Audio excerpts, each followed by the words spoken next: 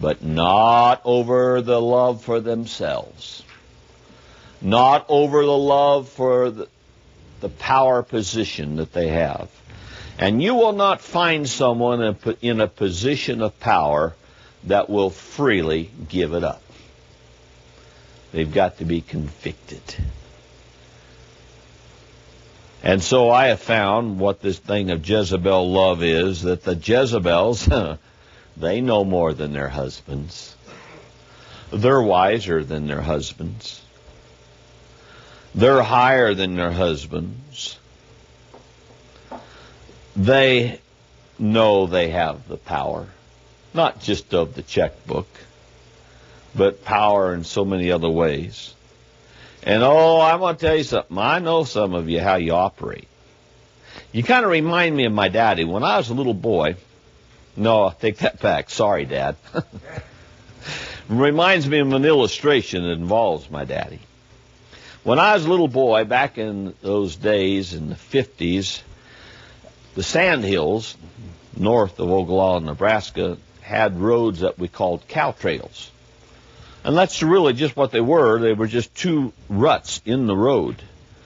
And once you're headed up to a ranch someplace up there in the Sandhills, you got the ruts in those roads. I can remember my dad would let me crawl onto his lap, and I could hold the steering wheel, and I got the guide. Boy, it was fun. I was just a little guy, and I got the guide. But it wasn't too hard to do because those wheels pretty well stayed in the ruts all the time anyway.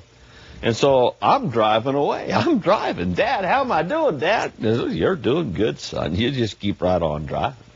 Of course, it wasn't too hard, but he always had his hand right there by the steering wheel. I tried to push his hand away, but I'd push away, but it'd always come back there because he wasn't going to remove his hand too far. You say, well, what's this got to do with the Jezebel? Because some of you old gals like to put the image out there. Daddy's driving. But if he starts to get off track that you don't want him on, you want him on, he starts to get off on a track you don't want him on, you grab the wheel and jerk it right back. Am I hitting home, babes? You know I am. But it sure looks like he's driving, doesn't it? Been preaching almost 33 years in this pulpit, and I know how it works. And I know that, I'll give you another illustration. I got a letter from a lady, and she's a good lady. You see, what happens with this Jezebel thing is sometimes when you believe a lie, sometimes about it, what does God do when you believe a lie? Let's just look at a scripture. It's found in Thessalonians. Let's go to Thessalonians. It's 2 Thessalonians 2. We'll begin with verse 9. 2 Thessalonians 2, verse 9. So this is what it says about believing a lie. It says that if you believe a lie, in fact, I tell you what, let's change that and put it, can you bring it up in the King James? 2 Thessalonians chapter 2, and we want to look at verse 9 to begin with. In the King James, 2 Thessalonians 2:9, because the King James uses the word lie, and New American Standard uses what is false. But I like it this way. Even him whose coming is after the working of Satan with all power and signs and lying wonders, and with all deceivableness of unrighteousness in them that perish, because they receive not the love of the truth that they might be saved. And for this cause, God shall send them strong delusion that they should believe a lie. Now, what does that tell us? That tells us that if you'll not receive a love of the truth, and you're one of those, tell me a lie, tell me a lie. Oh, the lies can feel so good. And I know I've heard it said before, Pastor Peter, that man's just a man full of hate. I feel so much hate. And the irony of this whole thing is that they're against hate. But they don't mind hating me, you see. And they feel hate, and so they hate me. And I want to tell you something. You honor me. You Jezebels out there honor me. I don't deserve the honor, but I'm thankful to God. I thank God for those of you who hate me and honor me. Those of you who hate a lie.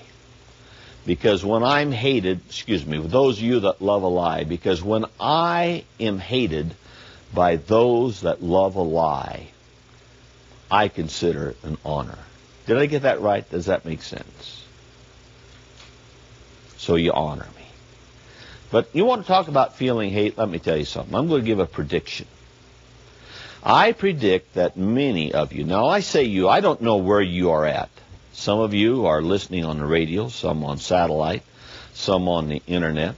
Some of you are sitting there just disgusted that your husband is making you listen to this man.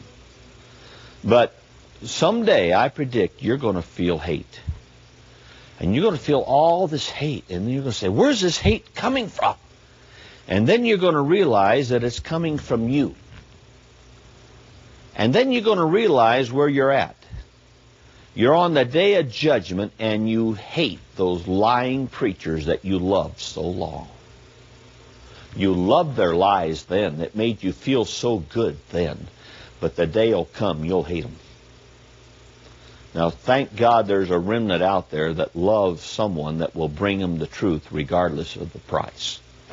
And I bring you the truth. You ladies, if you get caught up in believing a lie and carry on this little deception, and you try to usurp a position that is not yours, God will send you a deluding influence.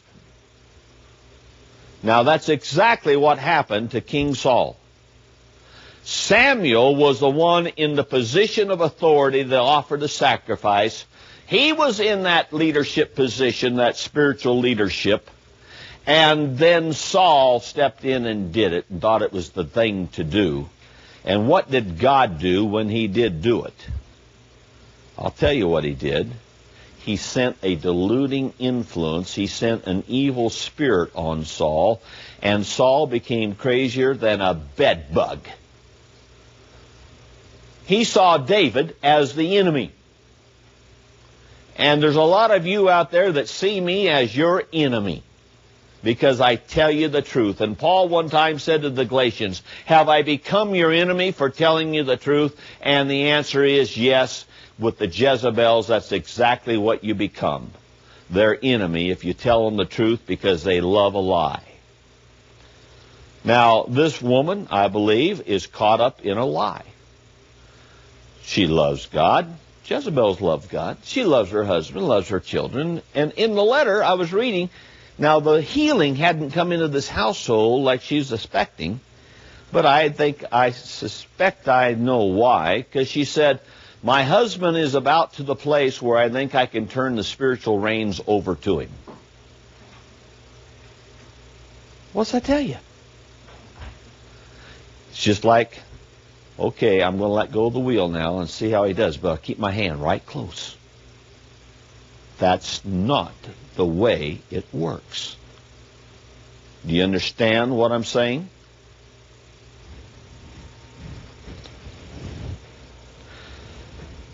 So the Jezebels, they know more than their husbands. They're wiser than their husbands. They know